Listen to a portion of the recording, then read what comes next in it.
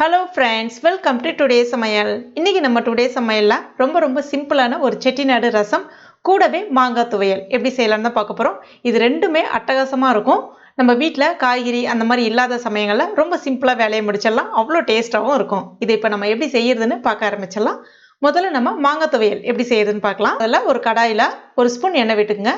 கூடவே 6 வரமிளகாய் சேர்த்துக்குங்க. இப்போ இதை ஒரு அரை நிமிஷத்துக்கு வறுத்துக்குங்க. அடுத்ததாக கொஞ்சமாக கருவேப்பிலை இலைகள் சேர்த்துட்டு அதையும் இது கூட சேர்த்து வறுத்துங்க. இப்போ இது நல்லா வறுபட்டுடுச்சு. இதை அப்படியே எடுத்து எட்ட வச்சுங்க. அடுத்ததாக கிளிமூக்கு மாங்காய் எடுத்திருக்கேன். இப்போ முழு மாங்காவும் நான் பயன்படுத்த போகிறது கிடையாது. இதுலேருந்து ஒரு பாதி மாங்காய் தான் பயன்படுத்த போகிறேன். தோலை நீக்கிட்டு உள்ளே இருக்கக்கூடிய அந்த பீஸை சின்ன சின்ன துண்டுகளாக கட் பண்ணிட்டு எடுத்துங்க. அடுத்ததாக ஒரு மிக்சி ஜாரில் 7 to 8 சின்ன வெங்காயம் சேர்த்துங்க. சின்ன வெங்காயம் இல்லைன்னா ஒரு பாதி பெரிய வெங்காயம் சேர்த்துங்க. கூடவே நம்ம கட் பண்ணி வச்சுருக்க அந்த மாங்காய் துண்டும் சேர்த்துக்குங்க. அடுத்ததாக தேங்காய் துருகள் 1/2 கப்பு சேர்த்துக்குங்க. நான் இன்றைக்கி அந்த தேங்காய் பல்ல எடுத்திருக்கேன். ஒரு 10 to 12 பல் எடுத்திருக்கேன். நம்ம ஏற்கனவே வறுத்து வச்சுருக்கா அந்த வரமிளகா கருவேப்பிலையும் சேர்த்துக்குங்க. கூடவே கொஞ்சமாக உப்பு சேர்த்துங்க. நான் புளி சேர்க்கல. மாங்காவே நல்லா கொஞ்சம் புளிப்பு சுவையாக தான் இருக்கும். இப்போ இதை தண்ணியில் எதுவும் சேர்க்காமல் இந்த மாதிரி கொரப்பாக அரைச்சி எடுத்துக்கங்க. மாங்காயில் இருக்கக்கூடிய தண்ணியே போதுமானதாக இருக்கும். அவ்வளோதான், துவையல் ரெடி ஆகிடுச்சு. அதுக்கடுத்து தான் நம்ம ரசம் ரெடி பண்ணிக்கலாம்.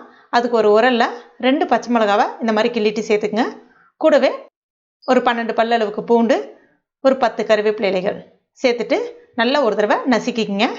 ரொம்ப மையெல்லாம் கிடையாது, ஜஸ்ட் அந்த பாதியை நசுக்கினா போதும். அடுத்ததாக ஒரு ஸ்பூன் மிளகு, ஒரு ஸ்பூன் சீரகம் சேர்த்துங்க. உங்களுக்கு காரம் கொஞ்சம் தூக்கலாக வேணும் அப்படின்னா 1.5 ஸ்பூன் மிளகு சேர்த்துக்குங்க. இப்போ இதையும் நல்லா நசுக்கிக்கிங்க. அவ்வளோதான், இது ரொம்ப மையெல்லாம் நசுக்காது. இந்த மாதிரி கொஞ்சம் கொரகொரப்பாக தான் இருக்கும். அடுத்ததாக ஒரு 6 கொட்டை அளவுக்கு புளி எடுத்திருக்கேன். சின்ன சின்ன கொட்டையாக இருக்கும் இல்லையா, அந்த அளவுக்கு புளி எடுத்திருக்கேன். அதை தண்ணியில் ஊற வச்சுட்டு அதனுடைய சாறுகளை மட்டும் ஒரு பவுலில் மாற்றிக்கிங்க.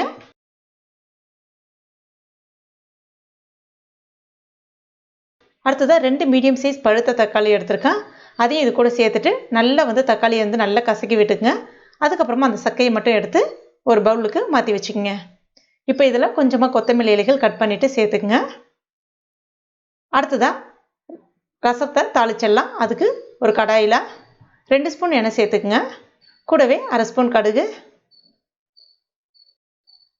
கொஞ்சம் பொரிஞ்சு வந்த பிறகு 2 வரமிளகாய் உடைச்சிட்டு சேர்த்துக்குங்க. இப்போ கொஞ்சமாக கருவேப்பிலையை சேர்த்துட்டு கூடவே கொஞ்சமாக பெருங்காயப்பொடி சேர்த்துக்குங்க. இப்போ நம்ம ரெடி பண்ணி வச்சுருக்க அந்த மிளகு ஜீரகம்லாம் இருக்கு இல்லையா, அதையும் இது கூட சேர்த்துட்டு அதனுடைய பச்சை ஸ்மெல் கொஞ்சம் போகிற அளவுக்கு ஒரு நிமிஷத்துக்கு வதக்கி விட்டுக்குங்க. அதுக்கு அடுத்ததாக நம்ம அந்த பிழிஞ்சு வச்சுருக்க அந்த தக்காளி சக்கை இருக்கு இல்லையா, அது கூடவே கொஞ்சமாக மஞ்சள் பொடி, ஒரு 1/4 ஸ்பூன் மஞ்சள் பொடி சேர்த்துட்டு மறுபடியும் ஒரு தடவை நல்லா கலந்து விட்டுக்குங்க. ஒரு நிமிஷத்துக்கு வதக்கி விட்டுங்க, சரியாக இருக்கும். இப்போ நம்ம ரெடி பண்ணி வச்சுருக்க அந்த புளி கரைசல் அதையும் இது கூட சேர்த்துக்குங்க. சேர்த்துட்டு தேவையான அளவுக்கு தண்ணி, உங்களுக்கு எந்த அளவுக்கு ரசம் தேவையோ அந்த அளவுக்கு இந்த இடத்துல தண்ணி சேர்த்துக்குங்க. கூடவே தேவையான அளவுக்கு உப்பு. இப்போ மீடியம் ஃப்ளேமில் வச்சுங்க. ரசம் எப்பவுமே ஃபாஸ்ட்டாக வச்சு பண்ணக்கூடாது. மீடியம் ஃப்ளேமில் வச்சுங்க. நிதானமாக சூடு ஏறி அந்த ரசம் கொதிக்கக்கூடாது. ஜஸ்ட்டு ஒரு கொதி, அதாவது எல்லா பக்கமும் நுர பொங்கி மாதிரி வரும். அதுக்கப்புறம் நடுவில் அங்கங்கே சின்ன சின்ன ஒரு கொதி வரும், தெரிய ஆரம்பிக்கும் இந்த மாதிரி.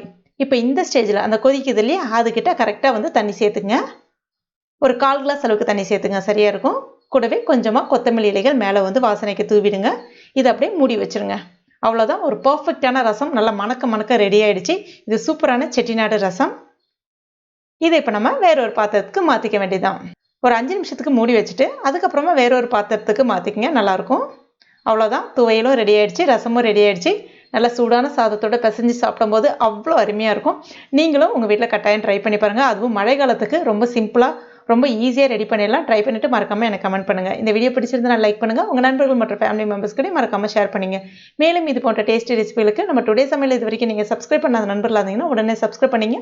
கூடவே மறக்காமல் அந்த பெல் நோட்டிஃபிகேஷன் சிம்லையும் ப்ரெஸ் பண்ணுங்கள். தேங்க்யூ.